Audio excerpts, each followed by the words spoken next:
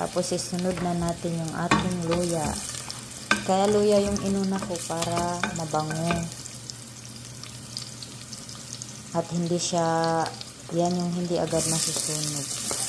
Then isunod natin yung ating sibuyas. And mix yan lang guys.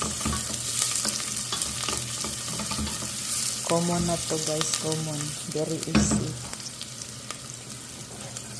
So, ayan, lagay natin yung ating bawang. Ang pinakalas sa akin pagluluto ay bawang para hindi masunog.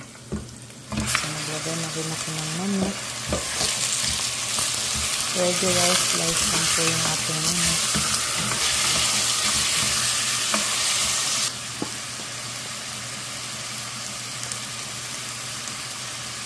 Naglagay din po ako ng paminta.